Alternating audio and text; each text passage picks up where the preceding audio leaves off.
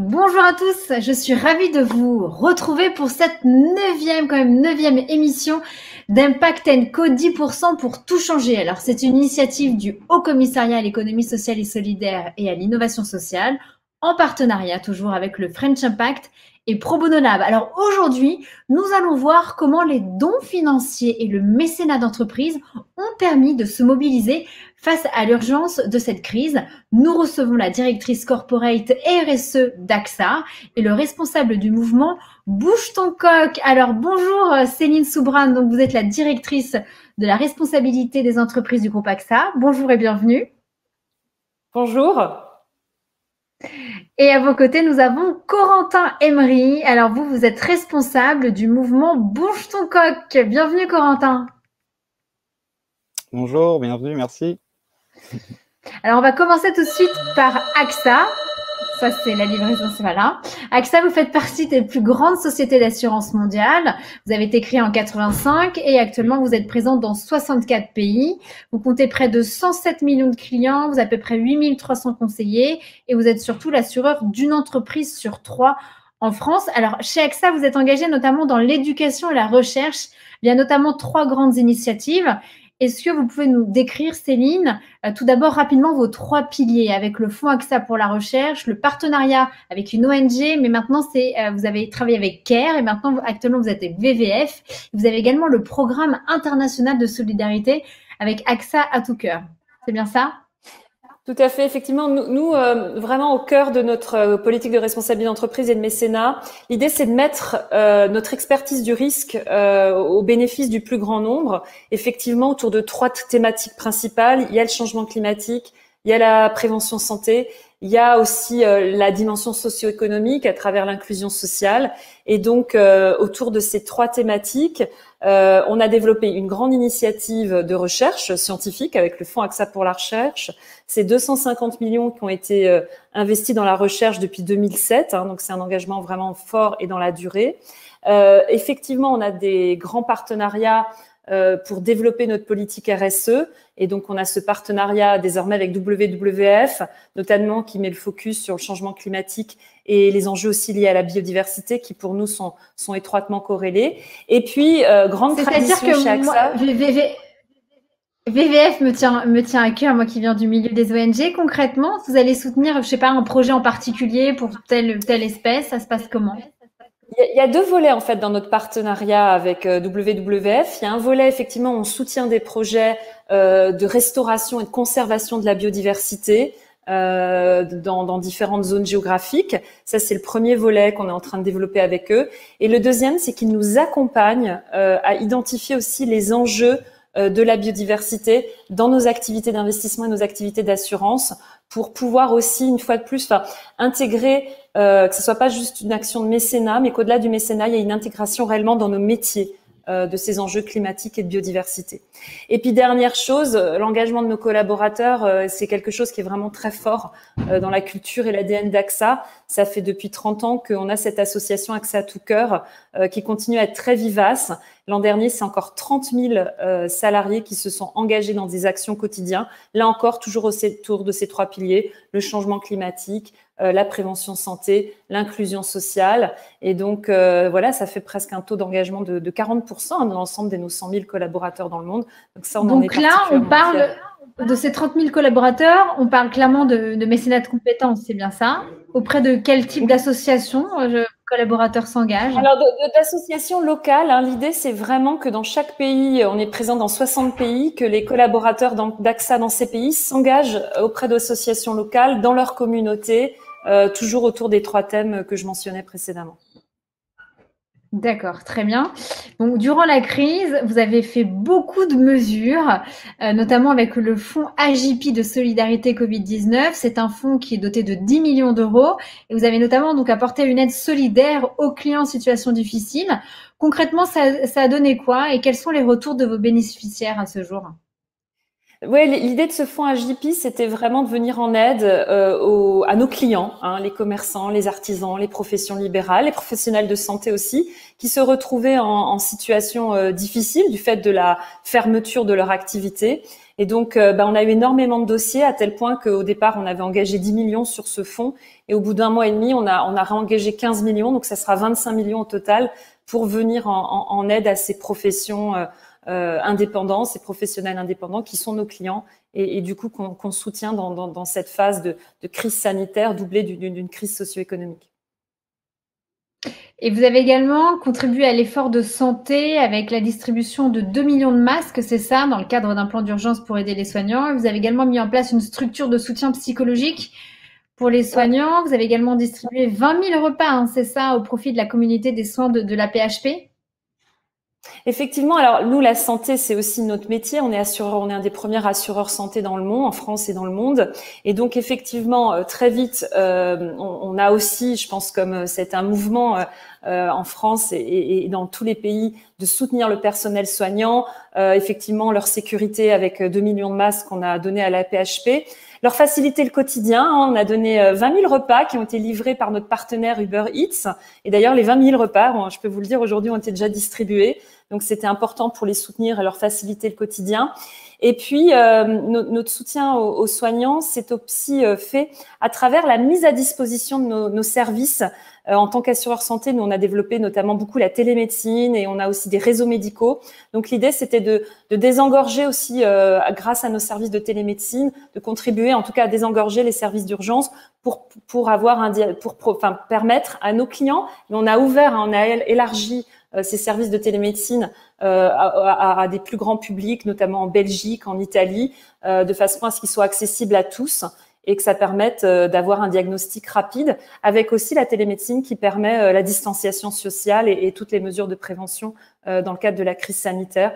Donc là aussi, hein, utiliser nos métiers dans le cadre de cette crise pour soutenir les soignants et apporter effectivement une solution au public dans le diagnostic et le traitement du Covid. Alors là, on parle de réponse immédiate, hein, forcément face à cette crise, mais qu'en est-il justement sur le long terme? Comment ça va se passer au niveau de la recherche, au niveau des aides aux entreprises? Comment vous allez faire? Alors effectivement, la recherche, compte tenu de notre engagement à travers le fonds AXA pour la recherche, forcément, on a tout de suite décidé de consacrer. Alors on consacrait déjà beaucoup de travaux et de chaires sur les pandémies, hein, parce que on avait identifié ce risque potentiel.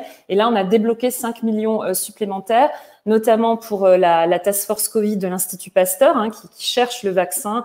Et puis également une initiative qui Joggle, hein, Just One Giant Leap, qui est une initiative intéressante parce qu'elle met en open source le travail de chercheurs, d'ingénieurs, de scientifiques, hein, 3000 comme ça experts qui sont connectés les uns entre les autres pour chercher là encore des solutions, diagnostic, traitement, recherche aussi pour améliorer les dispositifs de protection, de prévention, les masques, les respirateurs, etc. et trouver des solutions. Ça se passe comment en fait sur cette très vite plateforme à l'échelle. Ils collaborent.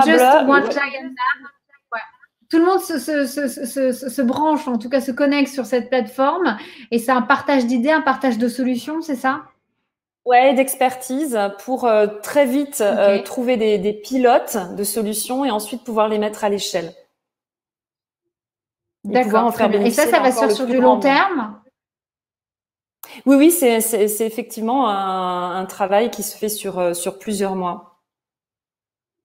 Et vous avez également développé une enveloppe. D'accord. Et vous avez également développé une enveloppe de 500 millions. Non, on est en décalage, c'est normal.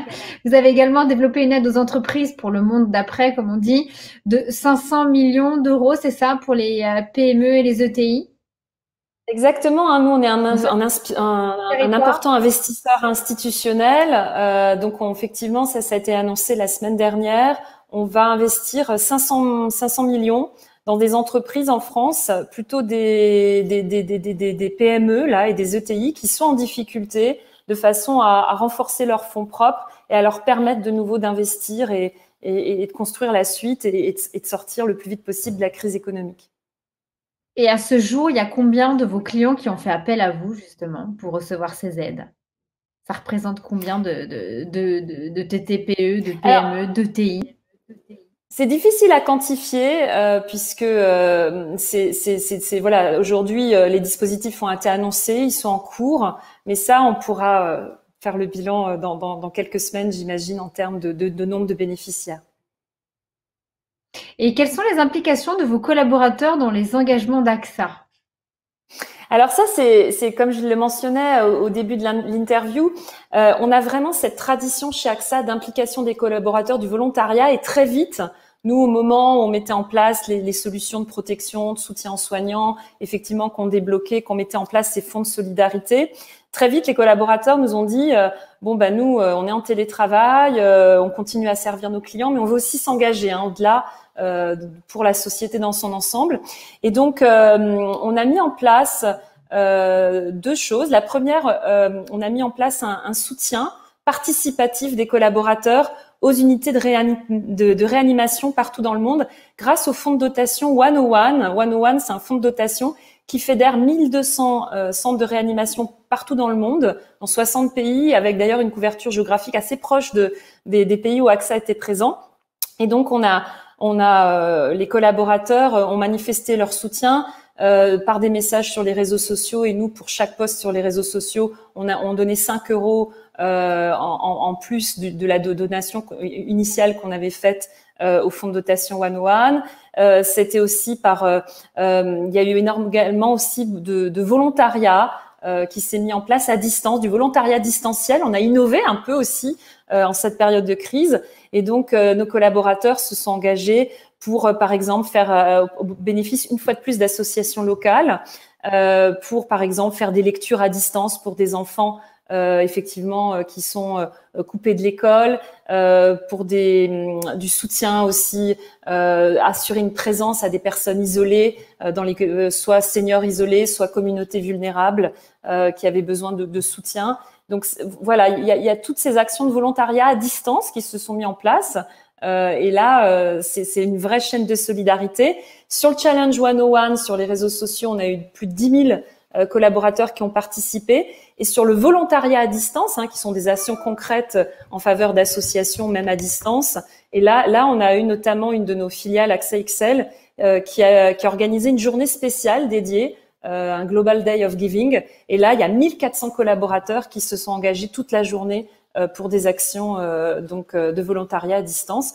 Donc là encore, il y a eu une grande mobilisation de nos collaborateurs et beaucoup finalement de créativité, d'imagination pour imaginer un volontariat dans les conditions effectivement que nous vivons tous, de distanciation sociale. Donc ça avait été vraiment très galvanisant pour nous tous. Et comment ça se passe depuis le 11 mai chez AXA? Je vois que vous êtes encore en télétravail, c'est ça? On ne revient pas tout de suite au bureau. C'est quoi les préconisations sanitaires venant du groupe? La chance, depuis le début, on a un télétravail qui, je pense que comme on est un assureur, on a toujours voulu anticiper les risques et on s'est dit on peut avoir une catastrophe naturelle, on peut avoir une pandémie. Donc il y a vraiment des choix technologiques très forts qui ont été faits et franchement, on a un télétravail qui s'est en 48 heures qui s'est organisé. Alors on avait aussi un télétravail déjà très développé avant. C'est-à-dire que nos équipes étaient déjà avaient la possibilité de prendre une ou deux journées et donc toutes nos salles de réunion, tout notre matériel informatique était déjà extrêmement on était très bien équipés. Ça s'est mis en place très facilement, très vite, dans une continuité parfaite de nos activités, notamment pour nos clients. Et aujourd'hui, oui, on nous encourage à rester en télétravail au maximum. Jusqu'à quand? Jusqu'en septembre? Comment? En fait, on suit le train des mesures gouvernementales. Donc là, aujourd'hui, on a un site, par exemple à Paris, qui a rouvert, qui est notre QG, le siège social du groupe, qui a rouvert, mais avec que 20% des salariés qui peuvent venir s'ils le souhaitent, sur la base totale du volontariat. D'accord. L'idée, c'est de suivre un peu le en suivant les flèches dans les bureaux, c'est ça? Voilà, exactement, avec toutes les mesures. Moi, je suis allée hier au bureau, j'ai eu mon petit kit. Hier, je suis allée au bureau, j'ai eu mon petit kit avec mes lingettes, mes masques, etc. Tout est parfaitement. On voit qu'on est chez un assureur. La prévention, c'est quelque chose qui compte chez nous. Voilà, mais en tout cas, voilà, on suit le déconfinement progressif et l'évolution de la situation. Et effectivement, voilà, le télétravail continue à être encouragé. Parce que là aussi, on suit les mesures gouvernementales. Il y a aussi la reprise des écoles. On a beaucoup de salariés qui sont parents, donc tant que les écoles, là aussi, on doit suivre le rythme de reprise scolaire. Donc voilà, ça se fait progressivement. Eh bien, écoutez, merci beaucoup, Céline. Je vous retrouve juste après. Et on passe maintenant à l'initiative Bouge ton coq avec Corotin Emery. Alors, Bouge ton coq, ça a été lancé en janvier 2020 avec l'AMRF. Mais voilà, depuis avril, il y a une seconde opération qui s'est lancée, qui s'appelle C'est ma tournée. Alors, Bouge ton coq, c'est une plateforme solidaire qui réunit des fonds pour des projets associatifs d'intérêt général, notamment donc dans les milieux ruraux, en faisant appel au mécénat d'entreprise, aux dons de particuliers et aux subventions publiques. C'est bien ça, Corentin? Et vous pouvez nous expliquer un peu cette seconde opération C'est ma tournée qui s'est adaptée du coup à la crise du Covid-19? Ouais, tout à fait. Bah, c'est très bien résumé. Bouge ton coq, en fait, même au-delà de ça, c'est un mouvement citoyen qu'on veut le plus large possible pour financer, en fait, par le don, à travers un guichet unique, donc qui réunit le don d'entreprise, le don régulier indolore de la part des citoyens et le don des collectivités territoriales pour financer, en fait, des projets d'intérêt général dans les zones rurales. Parce qu'on a remarqué que l'accès au financement pour ce type de projet était toujours un peu complexe, que les réseaux d'affaires, réseaux d'entreprises, souvent étaient isolés pour ceux qui voulaient entreprendre dans la ruralité. Donc c'est pour ça qu'on a mis en place ce guichet unique. Et donc la première opération qu'on a lancée donc la fin janvier 2020, donc avant tous ces événements, donc avec l'Association des maires ruraux de France, qui est un partenaire vraiment structurant pour nous. Il y a combien de maires de ruraux? Combien de maires ruraux aujourd'hui qui travaillent avec vous? Ouais. Alors, des maires adhérents de la MRF, il y a 10 000 communes qui adhèrent à ce réseau de maires. Donc, c'est presque un tiers de toutes les communes françaises. Et des communes rurales, il y en a encore presque plus du double. Donc, c'est vraiment la majorité du tissu des communes en France. Et plus du quart de la population française, en fait. Et quand on dit un fonds, donc du coup de solidarité, aujourd'hui, ce fonds est abondé à combien? Et ça a participé à aider combien de commerçants, d'artisans aujourd'hui? Alors, le fonds de solidarité, donc ouais, il est issu en fait du repositionnement qu'on a fait par rapport à la crise. Parce que quand on a vu que toutes les activités devaient cesser, en fait, nous, vraiment, notre mantra, c'est de financer le lien social. Et c'est vrai que dans les villages, les bars, les restaurants, les épiceries, les boulangeries, c'est souvent une des dernières zones, un des derniers phares en fait des liens de proximité. Et donc quand on a vu que tous devaient fermer les uns après les autres, d'un coup, on a décidé de se retrousser les manches pour leur apporter une aide qui était souvent vitale. Donc le fonds aujourd'hui est abondé à plus de 250 000 € et il a vocation encore à grandir là dans les prochains jours. Puisque donc on a compté sur le soutien de C'est qui le patron, donc avec forte implication de Nicolas Chaban. Je voulais en parler avec vous parce que Nicolas Chaban que j'ai reçu ici dans Impact & Co, mais également sur BFM Business, voilà, va tout de suite parler de Bouge ton coq. Donc c'est lui qui m'a fait connaître d'ailleurs cette belle initiative solidaire. Et comment ça s'est passé avec Bouge ton coq alors? Parce que lui, il a aussi créé son propre fonds de solidarité qui a été abondé à 750K, je crois, de mémoire, après sans doute plus. Ça s'est passé comment avec vous? Il vous a donné de l'argent?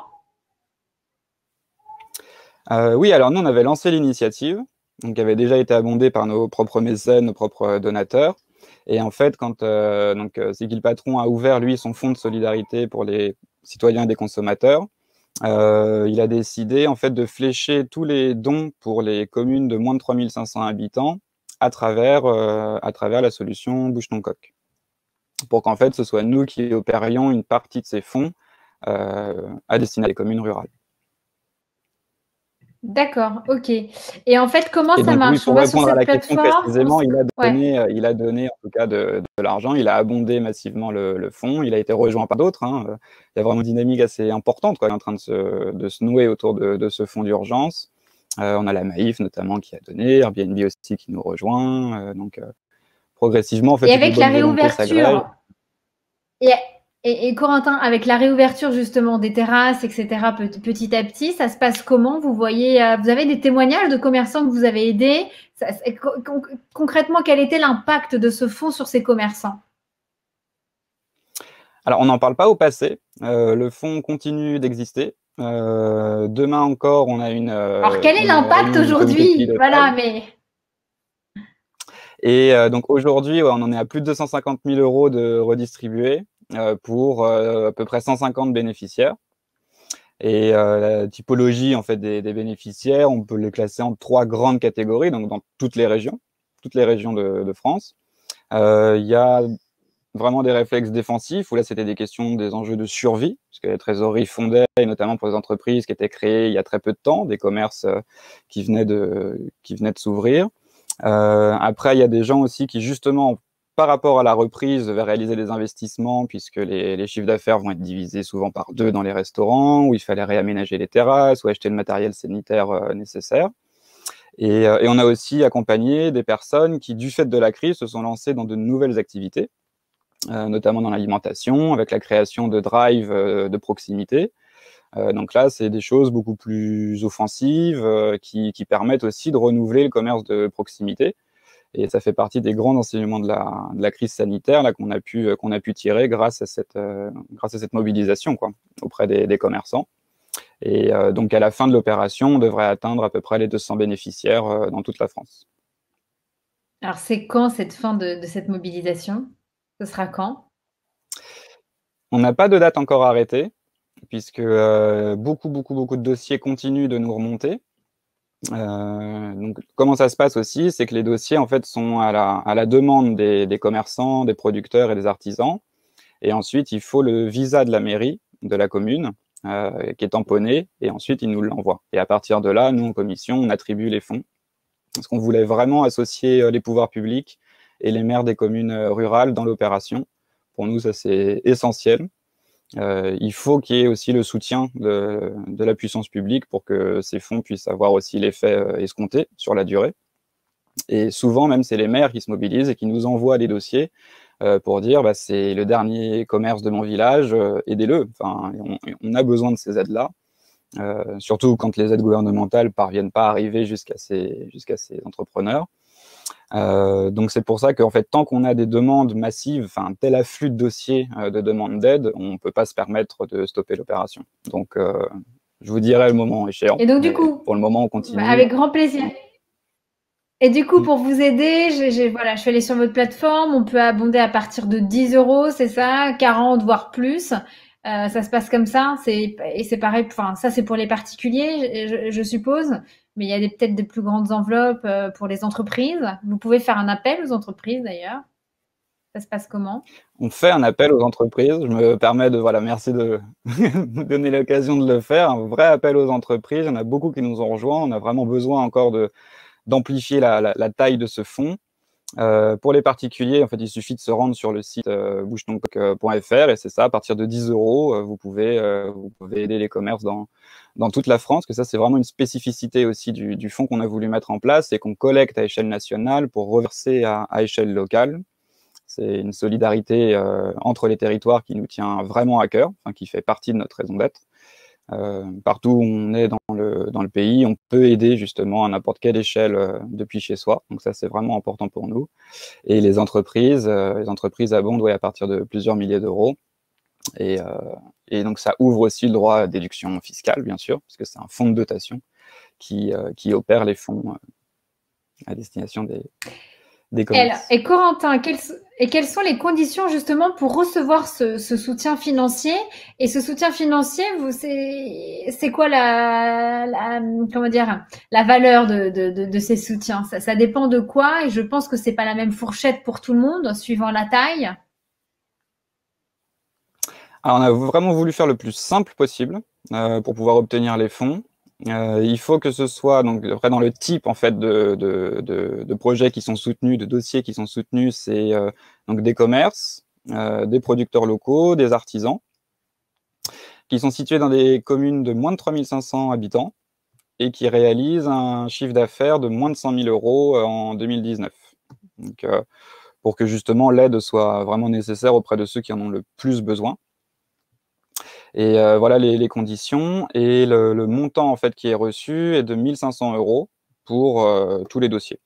On a voulu harmoniser en fait l'offre de soutien et en s'alignant aussi sur le montant du fonds de solidarité qui a été mis en place par le gouvernement pour qu'éventuellement ça puisse aussi faire coup double le cas échéant et donc faire levier aussi pour une reprise plus marquée.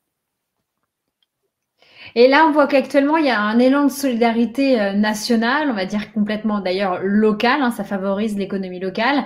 C'est devenu une tendance de fond, mais est-ce que pensez-vous que cette tendance de fond après cette crise, elle va devenir pérenne ou pensez-vous enfin, malheureusement, ce sera qu'un effet éphémère de ce soutien local de nos commerçants et paysans? Vous en pensez quoi? Bah, je crois qu'elle est surtout nécessaire et urgente, au-delà d'être...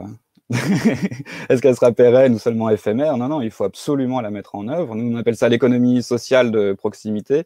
On voit bien que c'est les réseaux de solidarité à échelle locale qui permettent souvent à des entreprises de se maintenir alors que des emplois sont menacés. Est-ce que vous pensez que ça va durer, cet élan de solidarité, de soutenir cette économie locale? Est-ce que vous pensez qu'elle va durer? Alors, vous n'êtes pas Madame Irma, moi non plus, mais vous en pensez quoi par rapport au retour, aux personnes qui vous donnent de l'argent, aux personnes bénéficiaires?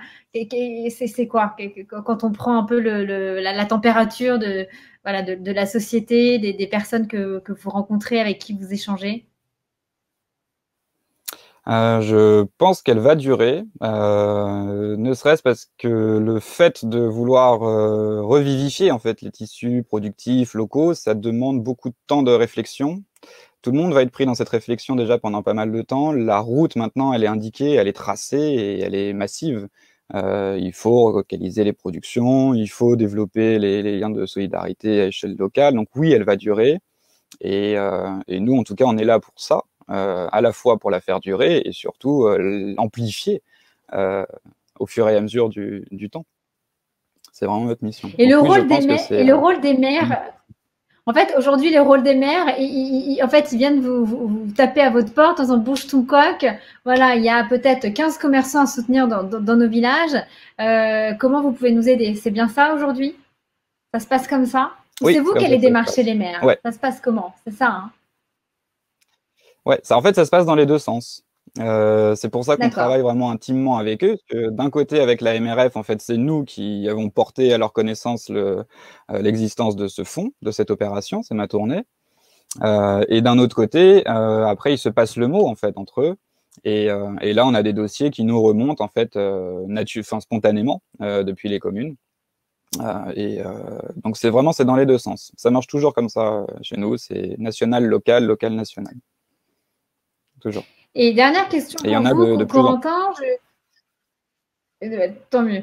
Je vois que vous avez également reçu un soutien d'Airbnb. Alors, j'aimerais savoir quels sont les points justement de convergence ou encore les défis communs ou de vision commune pour les villages de France. Parce que j'ai vu qu'Airbnb permettra justement aux commerçants de bénéficier du fonds de solidarité pour développer de nouvelles sources de revenus et de promouvoir leur activité via la création et la mise en place en ligne, une expérience. Mais c'est quoi cette expérience? Bon, je ne veux pas m'exprimer à la place d'Airbnb. Je sais qu'en tout cas, ça fait plusieurs années qu'ils réfléchissent vraiment sur les enjeux des ruralités. Ils sont partenaires, eux aussi, de la MRF, notamment parce que les habitudes aussi touristiques des Français, de plus en plus, sont sur des voyages de courte durée et de proximité. Donc ça, c'est quelque chose, à travers nous, en fait, ils se sont beaucoup reconnus aussi dans leur volonté d'accompagner la solidarité dans les villages. Et ensuite, quelles sont les modalités en fait pour nous rejoindre? D'une part, ils font un appel aux dons massif auprès de tout le club, qui sont vraiment soudés et c'est des groupes assez dynamiques, quoi. Donc ça, ils abondent aussi le fonds dans une certaine mesure. Et d'autre part, donc les expériences, en fait, c'est un moyen pour les hôtes et pour les commerçants qu'on a déjà aidés d'avoir un complément de revenus parce qu'en fait, ça leur permet de proposer une activité rémunérée aux hôtes Airbnb, pour qu'eux-mêmes puissent enrichir leur expérience de voyage quand ils viendront dans les villages. Très bien, merci beaucoup. Je passe maintenant à une question, ce sera la dernière pour vous deux, mais je vais commencer par Céline Soubrane d'AXA. Céline, concrètement, chez vous, cette crise, de manière plus intime, plus personnelle, qu'est-ce qu'elle a changé dans votre manière d'agir ou de consommer au quotidien? Comment vous l'expliquez à vos enfants? Est-ce que vous-même, vous avez pris des nouveaux engagements personnels? Alors, je pense pas que j'ai pris de nouveaux engagements, mais elle m'a confirmé, moi, dans 2 convictions. Je pense qu'effectivement, dans une crise comme ça, on se recentre un peu sur l'essentiel. Tout ce qui, voilà, il y a eu cette pause qui nous a été imposée, on s'est recentré sur l'essentiel. Moi, elle m'a confirmé dans 2 convictions. La première, c'est la prévention. On voit que quand une maladie comme ça arrive et qu'on n'a pas encore de traitement et qu'on est vulnérable, finalement, c'est des gestes très simples, se laver les mains, garder des distanciations sociales et même le confinement qui nous ont protégés dans un premier temps. Et moi, je suis une convaincue de la prévention. Dans mon job précédent, j'étais secrétaire générale de l'association AXA Prévention et je crois en la prévention, je crois en ses résultats. Et je pense quand même que ce qui s'est passé là montre que la prévention et les gestes simples sont des premières barrières de protection. Et l'autre chose, c'est le lien à la nature. Je pense que quand tout s'est un peu arrêté, qu'on a tous vu les oiseaux revenir dans les villes, cet équilibre avec la nature qui s'est refait un peu. Et ça montre qu'effectivement qu'il faut qu'on trouve des solutions pour vivre dans un meilleur équilibre avec la nature.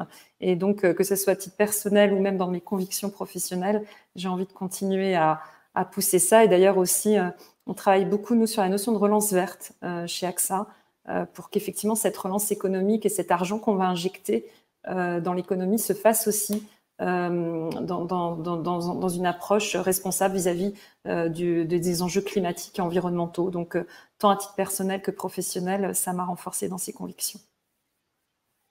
Merci Céline Soubrane. Même question pour vous, Corentin Imri. Alors, je pourrais pas vraiment en parler à mes enfants, je vous fais pas je vous fais cette confidence. En revanche, sur un plan vraiment personnel, je trouve que oui, confirmer dans des convictions, c'est une excellente expression que je me permets de vous reprendre, Céline, et notamment dans le fait que la solidarité n'est pas. Voilà, il faut le marquer, mais que la solidarité, c'est pas un surcroît quand tout va bien, un surcroît d'abondance, un geste en plus par rapport à ce qu'on fait tous les jours. C'est vraiment au cœur de ce qui peut-être nous sauver si, notamment par rapport à la grande récession qui, à mon avis, va arriver. C'est pas quelque chose de plus ou d'à côté. C'est précisément ce qui nous permet de continuer à avancer ensemble et de maintenir tout ce qu'il y a à maintenir qui nous est le plus cher, vraiment l'essentiel, quoi. C'est-à-dire la solidarité, proximité, des réseaux d'entraide avec des gens qu'on connaissait peut-être pas la veille et qui maintenant deviennent essentiels pour sa vie quotidienne, le voisin, l'épicier d'en face. Donc ça, je trouve que c'est vraiment important, solidarité comme la première de nos richesses, en fait. Et puis sur un autre plan, je trouve que ça permet aussi de goûter à une autre manière de faire passer le temps, et justement le recentrant aussi sur des choses essentielles, en ayant un rythme peut-être un peu moins hystérique que ce qu'on vivait avant, et donc faire des choix importants aussi pour soi, et justement pour favoriser la solidarité, quoi. Donc ce serait vraiment ces 2 choses-là que je retiens. Eh bien, merci beaucoup Céline Soubrane et Corentin Imri pour ce 9e épisode d'Impact & Co. Je vous remercie beaucoup. Pour ma part, je vous retrouve, il y a des moucherons ici, je vous retrouve la semaine prochaine, le 10 juin à 17h pour une même... voilà, c'est la nature qui revient. Les moustiques aussi sont venus, malheureusement. Ils m'ont retrouvée. Je vous dis à la semaine prochaine. Merci beaucoup, c'était un super numéro. Le premier fou rire de l'épisode. Merci beaucoup et sachez que bien évidemment c'est en partenariat avec le French Impact et Pro Bono Lab, et puis vous pouvez bien évidemment retrouver toutes les initiatives solidaires des membres de la coalition 10% sur le site de French Impact, rubrique Entraide. Très belle semaine à tous et je vous donne rendez-vous la semaine prochaine. Merci beaucoup encore à vous deux. Au revoir. Au revoir.